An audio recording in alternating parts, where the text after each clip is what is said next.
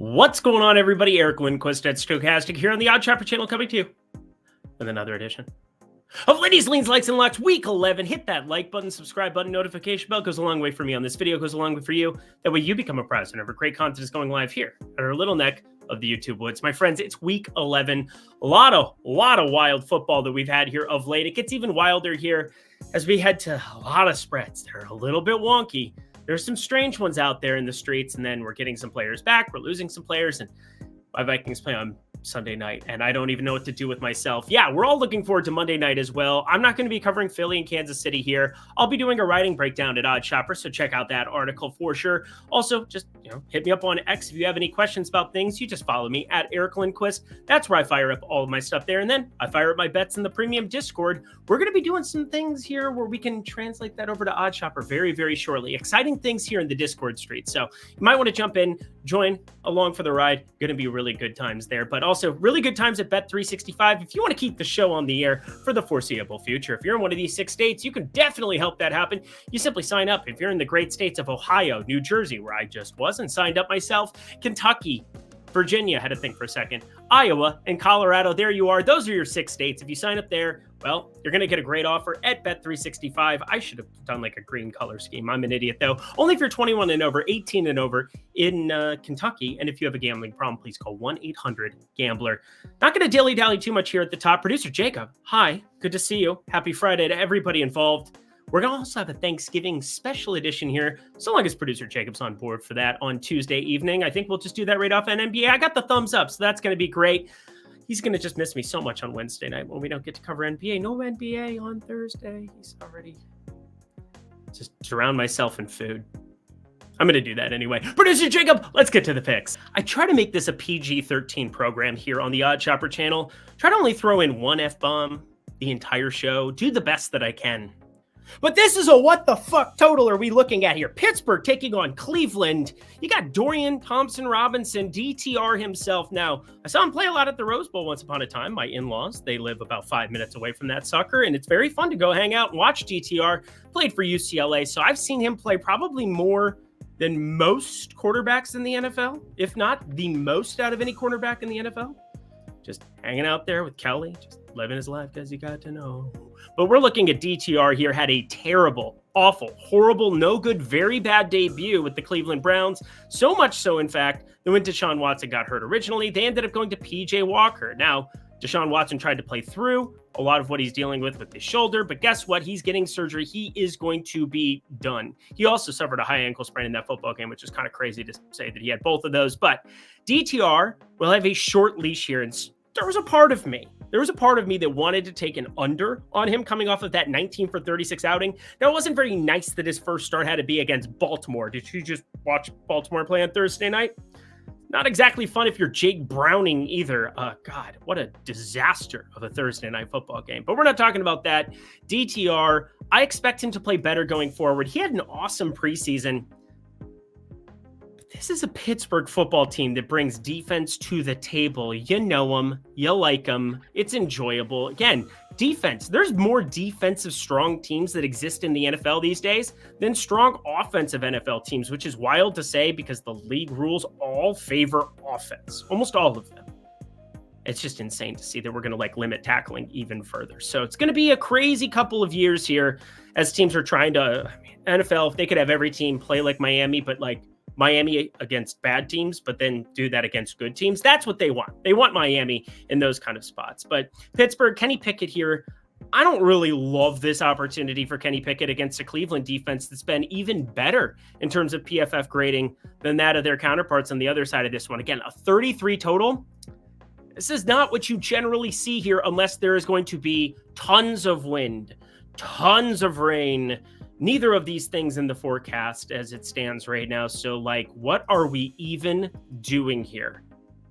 Well, we're leaning towards the under. I'm not going to touch anything from this one. If I tried to do anything, there's a part of me that wants to take the under on the fact that DTR might just come out and play atrociously right from the get-go and get benched for PJ Walker. I don't think that same thing exists on the other end with Kenny Pickett. Looks pretty efficient to me. So at least something to think through. Want to give you some of these tidbits where maybe you can make some informed decisions yourself. It's something I'm going to contemplate, but more than likely, just watch the bloodbath. We go from no offense to offense. 47s, 47 and a half, 48s. That's kind of where it's been throughout the week. Landed on 47 and a half. And that is just fine by me because you get Justin Fields instead of this Tyson Bagent character who, great story, fun stuff. Guess what? Justin Fields had started to come to fruition there. I get it. It was against Denver. It was against Washington. You don't want to lose your minds about that. And Detroit, they at least have a pass rush, but they're going to be in more shootouts than normal because they have a offense on the other side, fourth in adjusted strength of schedule in terms of offensive strength or like the defenses that they faced, and fourth in PFF grading in power rank. So that is their offense. Their defense down the 20th, Chicago on the other side, 30th. I mean, this is just an absolute fire it up spot. I get a little bit nervous. I don't want to lock this because you see Jahmyr Gibbs and David Montgomery being so efficient on the ground. I mean, 9.7 yards per carry for David Montgomery in limited work. First time that Jahmyr Gibbs got the lion's share where they both had been active. 14 touches there for Jahmyr Gibbs. Actually, when you count in the catches, 3 of those, 17 total there. Also thought, out of the goodness of his heart, David Montgomery told Jahmyr Gibbs, you go in at the goal line. So, I didn't know he could make that decision, but that's how gentlemanly and lovely Iowa State individuals are. That was creepy. 47 and a half. We like the over of this one. I mean, Justin Fields back into the fray here. I got to think, giving him time to get healthy, good decision here for the Bears. You want to see what you have with him going into this draft. You're probably going to be holding 2 of the top 3, maybe top 4 picks in this draft. It's pretty exciting. It's very exciting. I don't know. You got to assess Justin Fields, though, now before it gets to be too late. DJ Moore, expect him to have a pretty big game, too, but didn't end up firing that one up yet. All you parlay people, enjoy this one. The Chargers, the Green Bay Packers. Again, I had a conversation with somebody on X where they were having a tough time understanding, hey, Eric, you locked Oklahoma City on Thursday against Golden State. You're damn right I did. It was an enjoyable experience in the NBA streets. But he was asking me, well, I don't want to lay $150 to win 100. That's not value. Let's rediscuss what value is. Value is when the expected win percentage of something, or the expected value of something is going to be positive. Period. End of story. That is value. Now, it can be higher on the scale, or it could be underneath the scale, in which case it would not be value. But if it's got plus 1% expected value or higher for me, those are things that can fall into the light category. And as such, we're talking about the implied win percentage of a specific team based on the money line. And that is where this becomes a play for me. The Chargers and Green Bay Packers. Green Bay couldn't stop you, couldn't stop me, couldn't stop anybody running the football right now. And Austin Eckler, Joshua Kelly should have an absolute field day on the ground. Now, it's a little concerning to me that you have a limited Keenan Allen here in practice. Sounds like he's going to give it a go here, despite, we've had hamstring issues for him in the past. Now it's a shoulder issue that Keenan Allen's going to be facing here. He's been one of the best wide receivers in football. Absolutely insane. Can move all over the field, almost up to 1,000 yards already. 895 here on 73 catches.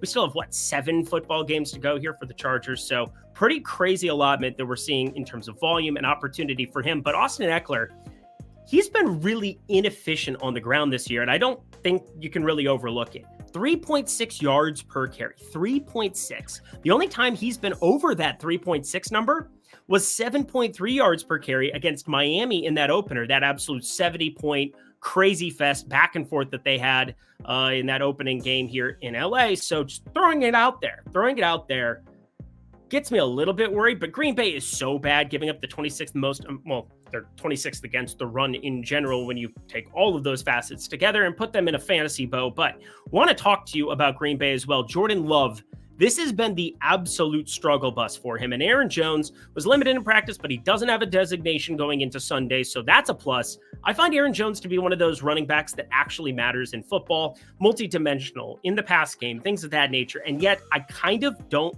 care, because we're seeing such a disintegration here of Christian Watson. I don't know what to make of it, but there is no rapport between him and Jordan Love. Absolutely none. I think this speaks to what Aaron Rodgers, even though he had been kind of limited by our standpoints last season, maybe he was hurt. Now he's actually hurt, definitely. But we saw Christian Watson have some massive games. They were all next to Aaron Rodgers, and there is no rapport between these two whatsoever. The North Dakota State product, just 236 yards on 14 catches this season.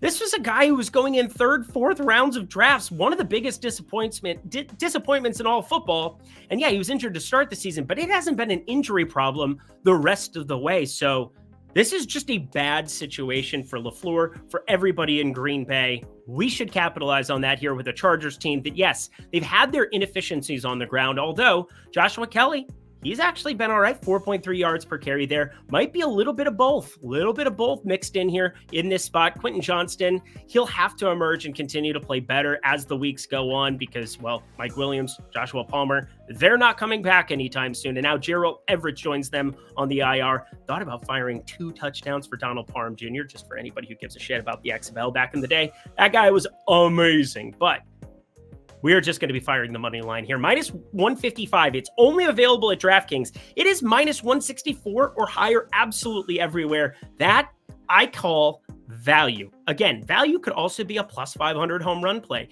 It could be a plus 1200 deal. It just matters in the context of like what your bankroll is, making sure you're not spreading yourself too thin. But minus 155, the high implied probability here. We feel good about this one. Like it. Make it a part of your parlays. This is one of the wonkier spots on this entire slate. Now, I have to throw out there that within 5 minutes of starting to record here, something that I wanted to put on the card that I'm probably going to put on the card after the fact, so enjoy this one. I'm going to have Vegas plus 14 on this card. It just moved at Caesars right before we started recording this. I've been waiting for it. I've been needing it all week long. I felt it coming when I saw the 10 get bet up immediately. This is a little bit wonky to me. Now, it's Aiden O'Connell at the helm here for Vegas, but I mean, Jimmy Garoppolo would go in here and be a 13.5, 14-point dog too. That seems a little strange to me. And Aiden O'Connell, yeah, he's not good, but like, he's got Josh Jacobs. He's got Devontae Adams. There are skill position players around him. And obviously Miami, they get Devon Achane back into the mix here. That's really exciting for them. Smythe me, mighty Smither. He's going to be playing tight end here. More than likely, he'll be back in the mix as well. He's listed as questionable, but he's a lot better than like Tyler Croft. Not related to Laura Croft at all. Julian Hill, he's going to exist there too. A lot of pop culture references in like 15 seconds there. Bruce Almighty to Tomb Raider. You don't get this everywhere, friends. You don't get this everywhere. You just get it from me because I'm an insane person. But speaking of being an insane person, I said it before. I'll say it again.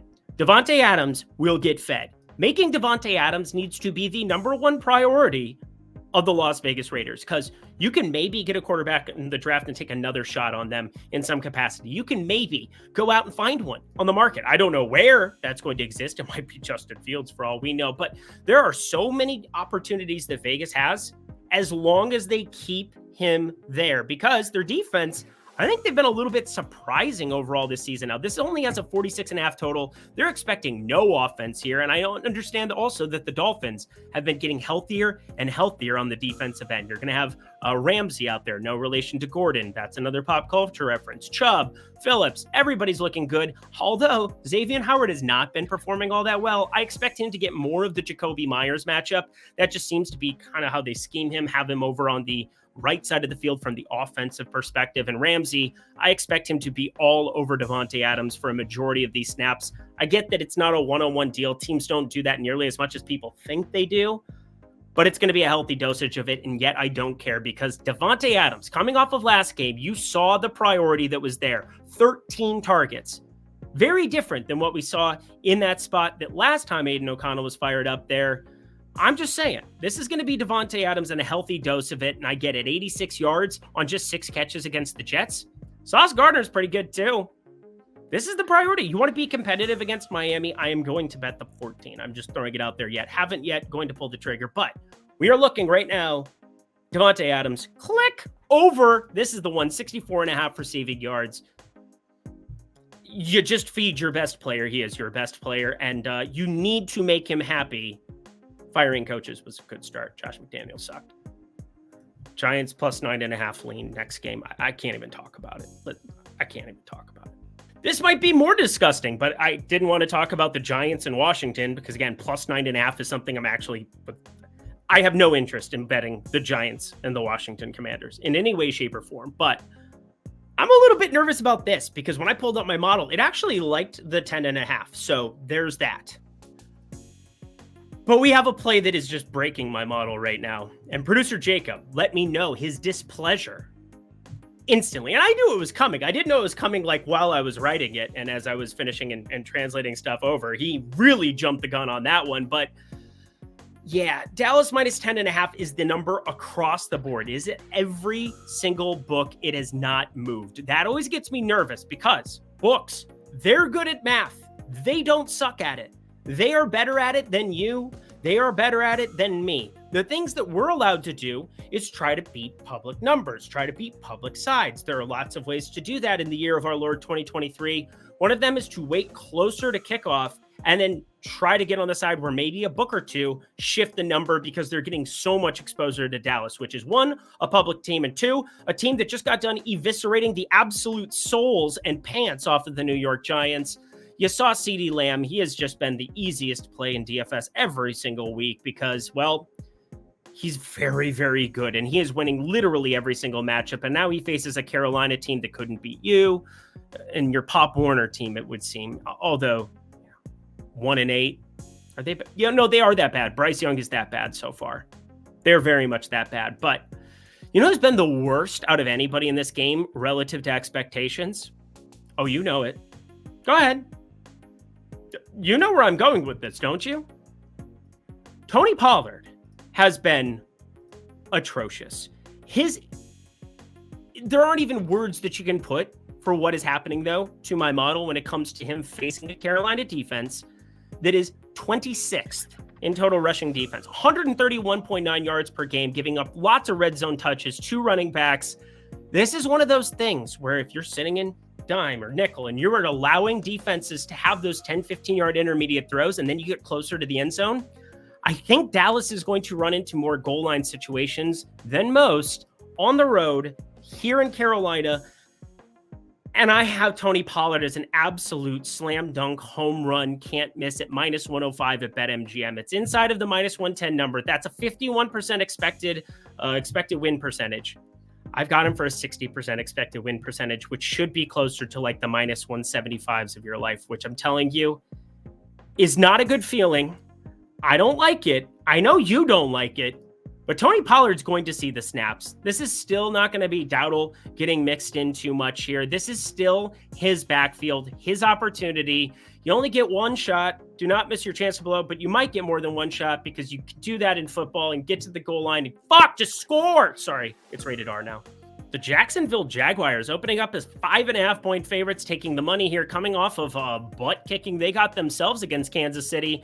I'm trying not to look too far into this one, my friends, mainly because Trevor Lawrence, pretty good at football. Calvin Ridley and Christian Kirk have been both outside of the top 95, though, in terms of efficiency at the wide receiver position this season, according to pretty much any fantasy site. And that is problematic. That is not ideal. That is not what you're looking for, especially coming off of preseason reports. Hey, Calvin Ridley's beating everybody on routes, and he looks so good. Woo. Then why are you only throwing the ball 3 times in a football game? Just saying. There's reasons for these things. And we saw the rapport he had with Christian Kirk last season. We saw at the end of last year as they made their run to the playoffs and into the playoffs, winning that first game. You have Evan Ingram out there. He's going to be another important part of this football team. He's had at least 7 targets in every single game besides week 1. And week 1 didn't suck 5-on-5 for him, even though, facing the Colts, it was kind of a butt kicking all as it is. Hey, ironically enough, that was Calvin Ridley's last good game. Great. Now, we've had a pretty good pulse for Jacksonville this season, and yet I don't really like firing up anything here. I have no idea what to expect. They are the better football team, but this price seems pretty appropriate to me.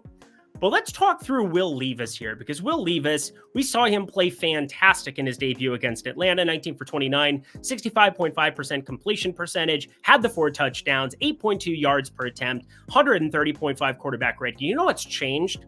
Defenses have gotten better. Pittsburgh, Tampa Bay.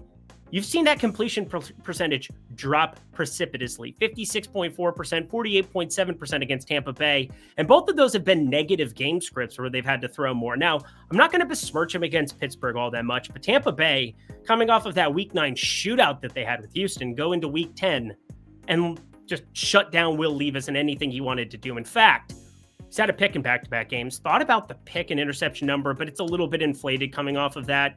It's a rookie that There's going to be growing pains. You had to expect that. And yes, he has a number one in Hopkins, but you have Treylon Burks. He's been ruled out already in this one. Trey Burks, shout out Michigan. That's the wrong guy. But Treylon Burks, he was in the SEC somewhere. I can't remember where off the top of my head. Somebody in the comment section will let me know. But this becomes Nick Westbrook, Akina, Chris Moore. You got Phillips. You got a number of these guys that are going to have to get mixed in some capacity. And yet, well, I'm looking at a running back here because of the negative game script. I think Tyjae Spears is a really, really, really interesting guy to back to put up receptions. And in fact, we're getting minus 130 over at FanDuel. That assumes one, negative game script, two, that Derrick Henry is getting closer and closer to dust range. And for me, it's not necessarily that, because they're still happy to let him get carries in these positive game scripts. They just haven't ran into one the last 2 weeks. And I don't expect this one to be a whole hell of a lot better. And yet Tyjae Spears, every single Will Levis start, he's gone over this number. So Will Levis, somebody who's going to sit in the pocket, not utilize his legs as much. Tyjae Spears, that is a really interesting utilization here. You talk about the parlay pieces, something that I did already. Took a look at the Chargers. However, this is on DK and this is on FanDuel. That was on DK. But looked at putting either the Chargers or a play later to come here that's alike and putting it as a parlay combo to get a little extra exposure here to the Tyjae Spears piece. Think minus 130, though. That's also called value. I know some of you don't want to hear that, but this is a lean. I'm simply keeping it as a lean because I have enough plays on the card as is, but looking at combining this with something, because I think it's a very interesting back. Again, it's not because he's done it the last three, but it's because he's being targeted by Levis in these spots. And as a dog on the road, I do think this is another spot Tyjae Spears might outsnap Derrick Henry. Oh, snap. Bet $5, get $150 in bonus bets in one of these 6 states, my friends. If you live in the great states of Kentucky, Virginia, Ohio, New Jersey, Iowa, or Colorado, you bet $5 at the link below on anything. You get $150 in bonus bets or a first bet safety net up to $1,000 in bonus bets. Maybe you want to fire that whole allotment up. For me, I was over in New Jersey. I flew into Newark, then was in Manhattan with the wife. And I was like, well, I got to take advantage of my own offer. I'm not in these states all the time. Thought about driving through Colorado this summer to take advantage of it. But $5 into $150 in bonus bets is too good to pass up. It just is. All you have to do is deposit $10 or more over at Bet365. Bet the $5, you get $150 in bonus bets. So the most you could be out is the $5 that you bet or the $10 total dollars that you invest if you let that $160 burn a hole through. So just saying, phenomenal opportunity to get one, exposure to a sports book where some of the best lines are, and two, get $150 in bonus bets to fire up on Sunday. Let's go, fam. Only if you're 21 and over, 18 and over in Kentucky. And if you have a gambling problem, please call 1-800-GAMBLER. Back to the picks we go. Holy mother of God. So here's how my sheets operate and kind of what I do. I'll give you a little peek behind the curtain Oz style, just without the creepy face, even though now I'm in 4K and it's a whole thing. But here's what's up. I have games and I try to run simulations and I try to do some of the cool things that we do at Stokastic on the fantasy side, which again, if you are playing fantasy and you are not checking out Stokastic, STOKASTIC.com, you are doing it wrong. But basically try to get myself expected value. And I run a lot of game simulations and I try to do the chat GPT thing and do the smart kid thing. And again, this is a new part of my process within the last 6 months since I've really gotten good at it. And I just basically say, hey, what are the things that are showing up here based on the standard deviation curve? And it goes 68, 95, 99.7, and things move on the outsides and you see the extremes. And then I can basically say, oh, these are inefficient lines. These are efficient lines. And then you go and do the market-based approach over at OddsShopper and you simply, you scan down and you see, oh, these have positive expected value already. And my projections like them, boom, tough actin' Tinactin. Shout out John Madden, one of the GOATs. But here's the thing. I have 14 plays that have positive expected value from this game. 14. So I'm just going to give you a couple of them. I don't want you betting 14 things. I'm not going to bet 14 things here, although I might have way more exposure than the average bear here because Arizona and Houston, Kyler Murray looked pretty good to me. We ended up on that Arizona side of things and I felt pretty good about it. James Conner got back. Everything kind of pointed to it. Now it pissed me off in terms of fantasy that Clayton Tune came in for a goal line carry. 1 rush, 1 yard, 1 touchdown. What are we even doing here? That tilted me to no end. James Conner, give my mans the football, please. But Kyler Murray looked awesome to me. 19 for 32 and a willing rusher. 6 rush attempts, 33 yards, and that touchdown there. He's not going to get goal line carries. They're not going to have little Kyler Murray come out there and get drilled after coming off of an injury and get those goal line carries. So I get that. I understand it. Give it to James Conner, though. But either way, I'm looking at Kyler Murray as somebody that's almost like a full go right now. He was hopefully not playing a ton of Call of Duty, as they just released that here last week. But I bet he had some more time with the playbook and had more opportunity to basically sit down, research how he was going to get better, just like everybody in the NFL. But like, he didn't have to worry about his body getting hit week in, week out. And that's going to be kind of the daily grind now. But this Houston defense, it's better. It's still not stout. I don't think anybody's going to go out of the way to argue this one here. And that is where I want to break this down. The overall ranking of the Arizona Cardinals on PFF is 32nd. It is not 32nd in my model with Kyler Murray at the helm. You're seeing Josh Dobbs pretty good, but getting James Conner back is a huge part of this offense. Having a healthy Marquise Brown, having Michael Wilson week in, week out, getting better and better and better. And Rondale Moore, where the hell are you, bro? Trey McBride looks pretty good football too. Just saying. The reason he was the best tight end in college football 2 years ago. But we're looking at the Houston Texans here, 17th in terms of power rank in defense at PFF grading. And as I started adjusting things, this became an absolute shootout because CJ Stroud is so much better than my wildest dreams could have possibly put him at. 81.7 PFF grade. That puts him in the top 5 of quarterbacks in the NFL right meow. Eric was wrong. Eric was very, very wrong. Luckily, there weren't a lot of great opportunities to bet against Houston because the marketplace was so inflated. If you had bet Houston, life is really, really good this season, especially in money line situations, because they have outperformed expectations at every turn. 5-4, only 5-4 against the spread. But again, money line upsets. That is where you really make your hay here in the NFL. And you just have to be able to identify him earlier than I did because CJ Stroud was never on my radar. But the 2-8 Cardinals, they're only going to play better. There's a reason they're only 6-point dogs here on the road here with Kyler Murray. CJ Stroud, he misses Noah Brown here for this game. It was already listed as, well, I guess it has him listed as questionable here on my spreadsheet, but that's incorrect. Noah Brown, they said, is not going to be active for week 11. That creates a spot where Robert Woods, John Mechie have to carry a little bit of the slack, but the main guy is, I mean, if we have Tank Dell out there every single week, we are feeling good about life. The kid was handpicked by CJ Stroud. They have rapport. He knew it. They knew it. Everybody in the Texans organization knew it, and we didn't. Nico Collins, smash. He's going to come back here. Nice to see him active for this one. Missed and didn't matter. They go out and beat Cincinnati. Really, really fun. But I repeat, 14 plays, so I'm not going to break down every single one. I'm going to give you my favorite lean, and I'm going to give you my like. And the over, I think, is going to end up being a play on this one, too.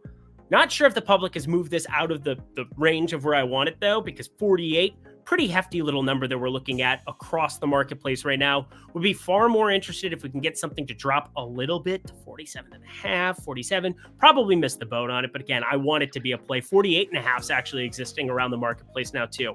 Mother effer, whatever. Let's talk Kyler Murray. Over 1.5 passing touchdowns. I think that's going to be a lean for me here against a Houston defense that is still very gettable through the air. Joe Burrow with a nerve damage hand.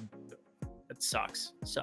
But he was still pretty effective against Houston there. And then Devin Singletary touchdown. No Noah Brown. Yeah, that's a deep threat that's kind of taken off the table here. But I look at Houston with no Dameon Pierce. Love what we saw from Devin Singletary in terms of volume. 30 carries. That wasn't on my bingo card for last week, and yet I bet him for that anytime touchdown. Nice to convert that. We're running it back here. Wild to see these numbers. -110. He has better odds than Tony Pollard to score a touchdown this week, and I'm in shambles. Oh, I have way too much Tony Pollard in best ball.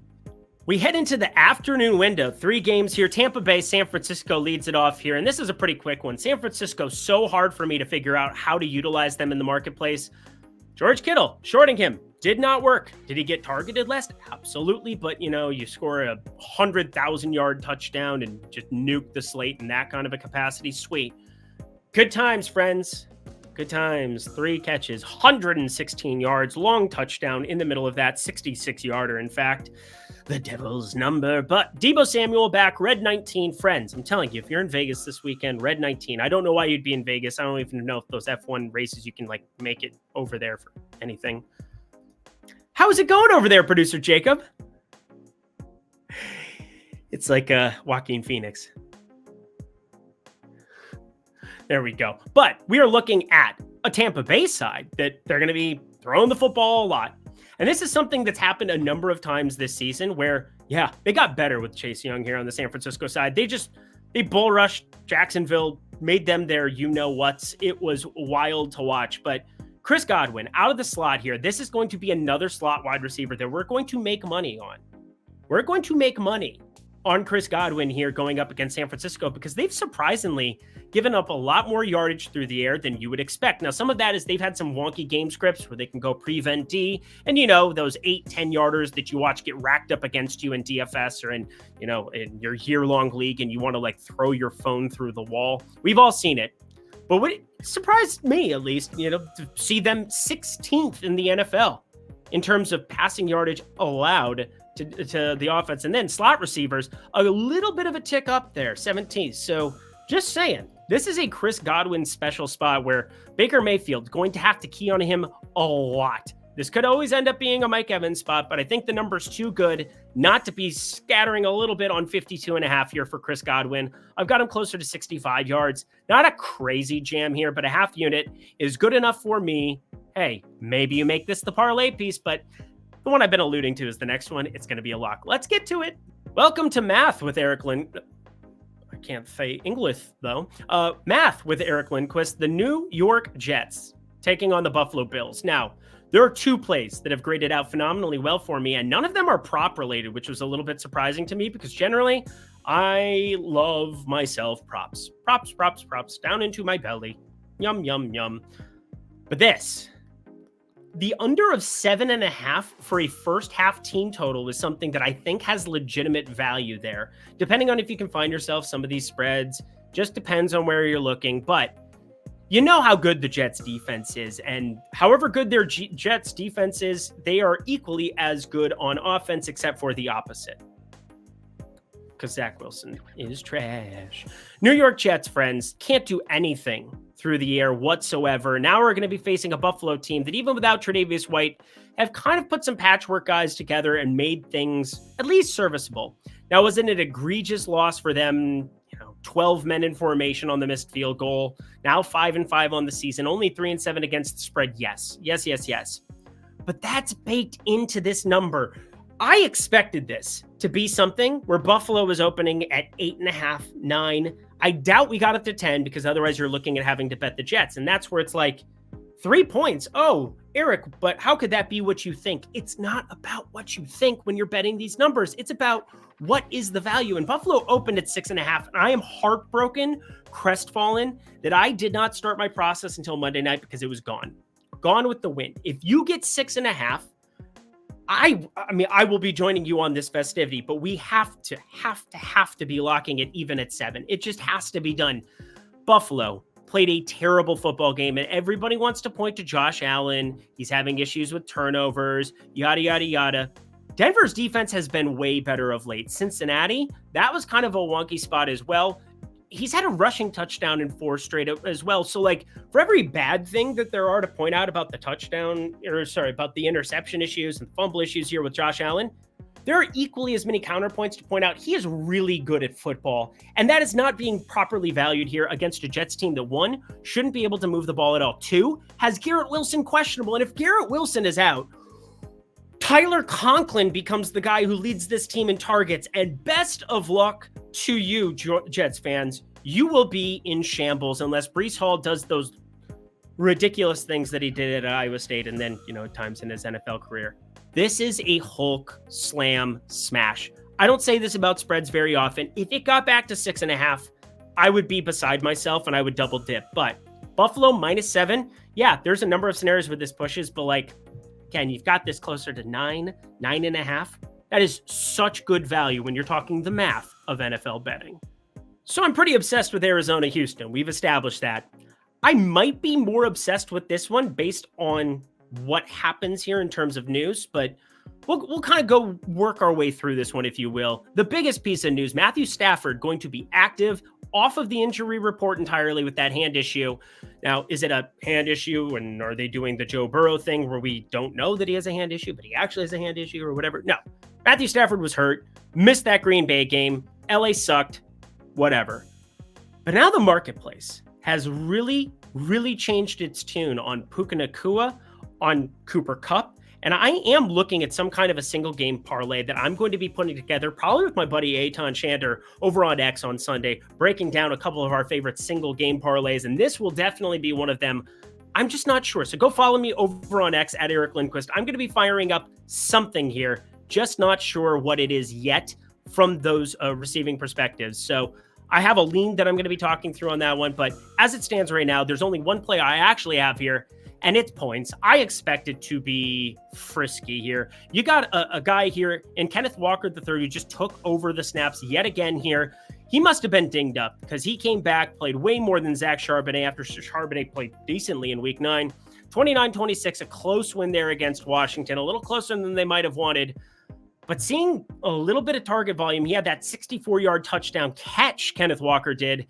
19 for 63, very inefficient on the ground, but this is DK Metcalf, another week into being healthier. Tyler Lockett, he sounds as though he's questionable with this hamstring, but sounds like he's going to be playing football. And Jackson Smith-Njigba, as he gets more reps, I expect him to play better and better and better. He was too damn good at Ohio State. And hey, maybe CJ Stroud was just that dude, and we have to devalue him to some extent, but like, he was so good that it is impossible for me to think that he's not going to be getting more than 7 targets, 8 targets in the near future, especially if you have a Tyler Lockett out here. He will be a featured player, although you still have Jake Bobo, who's been mixing in and doing a serviceable job in certain spots. But this Rams defense, not nearly like the days of yore. This Seattle defense, confirmed, not very good either. 46 is a very low baseline in a dome here in LA. I mean, come on, friends.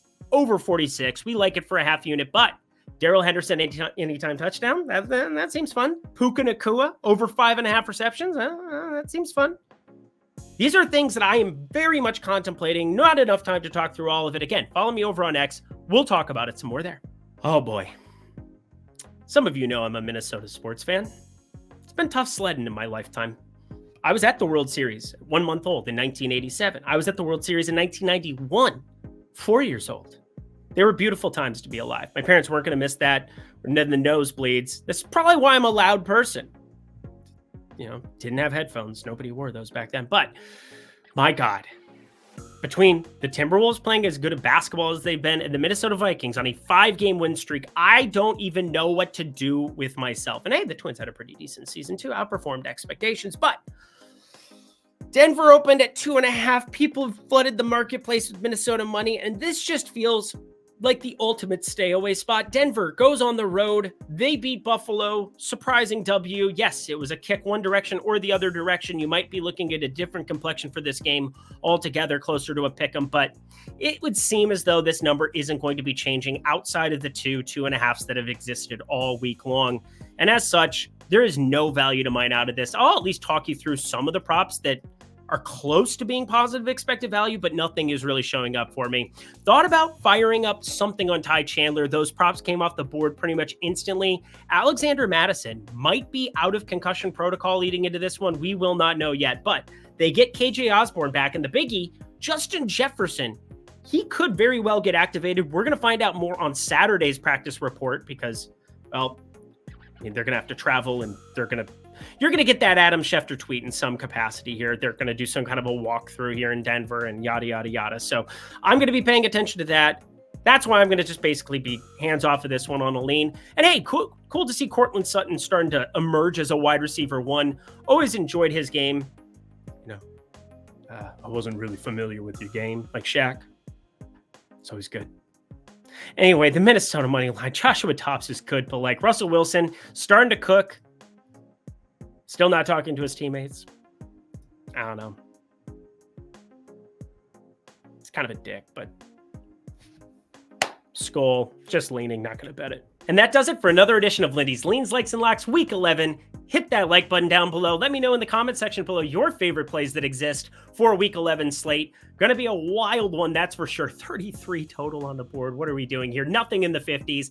We're all going to be looking forward to Philadelphia and Kansas City on that Monday night game for sure. You can get my breakdown for that over on the Odd Shopper channel, or oddshopper.com is actually where it's going to be. This is the Odd Shopper channel. I will not have any content for that one, but going to be doing NBA Lindy's Leans, Likes, and Locks. Also going to have a special Thanksgiving edition, eating some turkey, doing the John Madden thing again. Boom, tough acting tonight. Going to be an enjoyable thing. I'll give out my turkey legs.